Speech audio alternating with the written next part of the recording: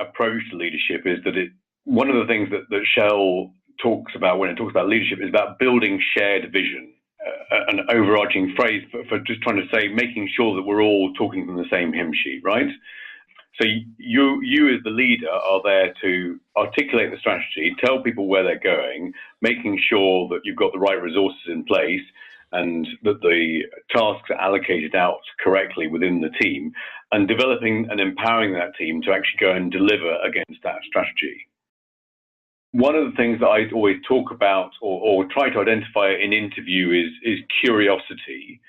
And by that, what I mean is not just kind of cognitive ability or analytical abilities and saying, well, I can run the spreadsheets and churn the model and whatever. But actually, the big question that you always ask yourself in Treasury is what does this mean? What do the numbers mean for us? What's the effect of this?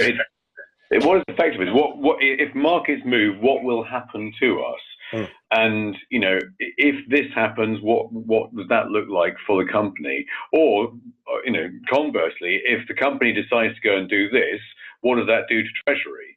And it's really important that as an individual in Treasury, you're in a specialist function and you need to be the expert in that function and understand how to do an FX deal, how to run cash management, or how to manage pension risk or whatever. But you need to understand the business drivers.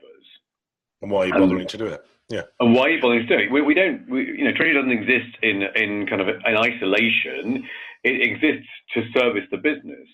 And you need to understand what the business drivers are, what the business risks are, the business exposures are, and how the business generates cash and what might change that.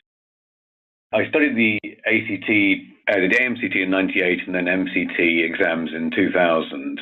And I found them not only interesting, but actually extremely useful for my job.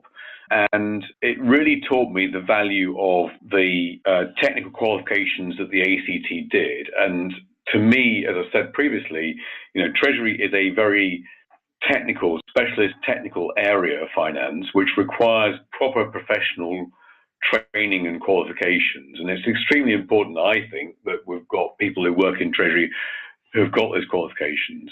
So I've always been a very strong supporter of people doing those ACT exams.